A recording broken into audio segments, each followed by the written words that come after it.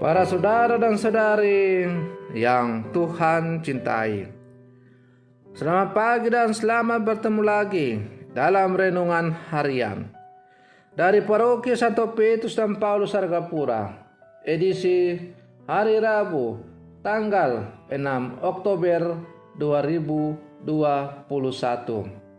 dalam masa biasa yang ke-27. Mengawali hari yang baru ini, kita hendak mendengar dan merenungkan sabda Tuhan. Marilah sebelum kita mendengar dan merenungkan sabda Tuhan, kita berdoa. Dalam nama Bapa dan Putra dan Roh Kudus. Amin. Allah Bapa kami, Maha Pengasih dan Penyayang, Engkau selalu memperhatikan setiap orang, meski ia berdosa dan mengingkari Engkau. Kami bersyukur karena demikian besar cinta dan belas kasih-Mu, dan kami mohon semoga kami bersedia berbuat baik. Bersabdalah ya Tuhan, kami siap untuk mendengarkan. Terpujilah Engkau Bapa, Putra dan Roh Kudus, kini dan sepanjang segala masa. Amin. Para saudara dan saudari yang Tuhan cintai, sabda Tuhan yang hendak kita dengar dan kita renungkan untuk mengawali hari yang baru ini diambil dari Injil Lukas pasal 11 ayat 1 sampai 4. Tuhan bersamamu. Inilah Injil Tuhan kita Yesus Kristus menurut Santo Lukas. Pada waktu itu, Yesus berdoa di salah satu tempat. Ketika ia berhenti berdoa, berkatalah seorang dari murid-muridnya kepadanya, "Tuhan, ajarlah kami berdoa sama seperti yang diajarkan Yohanes kepada murid-muridnya."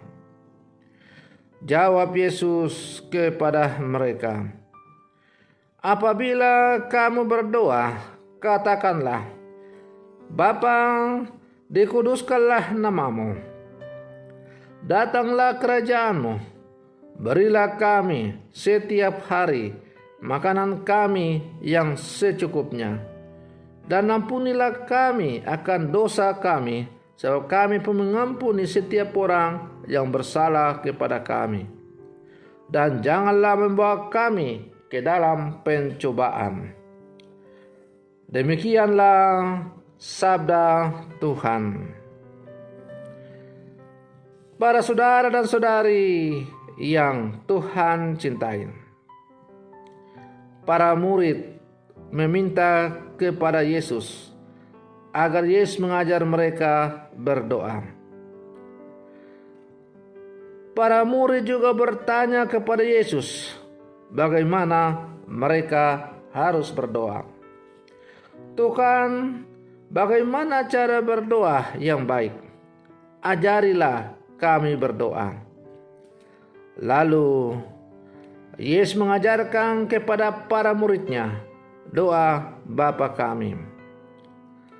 Para saudara dan saudari yang Tuhan cintai, apa sebenarnya intisari dari doa Bapa kami? Kalau kita bermenung-menung dan kalau kita mengucapkan doa Bapa kami dengan saksama, maka doa Bapa kami sebenarnya terbagi dua. Bagian pertama berpusat pada Tuhan. Dimuliakanlah namamu. Datanglah kerajaanmu. Jadilah kehendakmu. Jadi semua isi doa kita semata-mata adalah demi kemuliaan Tuhan. Pada bagian yang kedua, baru kita fokus pada kami atau keinginan manusiawi kita. Berilah kami rezeki, ampunilah kesalahan kami, jauhkanlah kami dari segala yang jahat, dan seterusnya. Para saudara dan saudari yang Tuhan cintai, itulah cara doa yang baik. Jangan kita berdoa cuma berfokus pada keinginan kita sendiri. Kita memaksa Tuhan untuk menjadi pendengar sejati. Kita menjadi pengemis di hadapan Tuhan, meminta-minta dan bahkan memaksa Allah untuk mengabulkan apa yang kita minta. Tetapi kita juga harus ingat bahwa Tuhan selalu punya rencana kepada kita dalam hidup ini. Dalam Injil Matius bab 6 dikatakan, carilah dahulu kerajaan surga, baru yang lain akan ditambahkan kepadamu. Banyak orang kecewa karena doanya tidak dikabulkan. Kekecewaan itu muncul karena belum paham intisari dari doa, yaitu relasi cinta antara manusia dengan Tuhan. Para saudara dan saudari yang Tuhan cintai, doa yang baik adalah doa yang memohon supaya yang terjadi dalam seluruh kehidupan kita adalah kehendak dari Allah dan bukan kehendak kita manusia. Karena bagi Tuhan akan jauh lebih tahu dan memahami apa yang kita butuhkan daripada kita sendiri. Oleh karena itu, ketika kita berdoa, kita hanya boleh berpasrah kepada Tuhan dan membiarkan seluruh kehendak Allah yang terjadi dalam seluruh kehidupan kita. Ingatlah doa Yesus di Taman Zaitun ketika ia berdoa, "Ya Bapa, jikalau boleh piala ini berlalu daripadaku." Artinya, Yesus mau memohon supaya kehendak dia itu didengar oleh Bapaknya, yaitu supaya piala penderitaan yang ia mau terima kalau bisa itu dibebaskan. Tetapi Yesus sebagai utusan yang setia, ia sadar bahwa hanya dengan jalan salib ia akan membawa keselamatan dan membawa manusia kembali kepada Allah Bapaknya.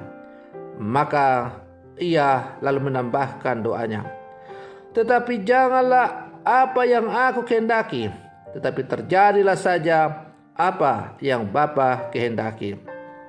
Para saudara dan saudari yang Tuhan cintai, itulah inti doa yang baik, yaitu memohon kepada Tuhan supaya kehendak Tuhanlah yang terjadi dalam seluruh kehidupan kita, dan bukan kehendak kita manusia, karena kehendak kita manusia belum tentu sama dengan kehendak Allah.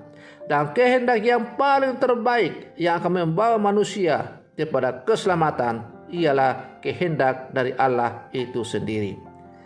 Para saudara dan saudari yang Tuhan cintai, maka marilah dalam seluruh kehidupan kita selalu membiarkan kehendak Allah yang terjadi dalam seluruh kehidupan kita. Bila mana kehendak Allah yang terjadi dalam seluruh kehidupan kita, maka yang akan dialami oleh manusia yang mendiami muka bumi ini adalah damai sejahtera, karena kita selalu hidup dalam belas kasih Allah.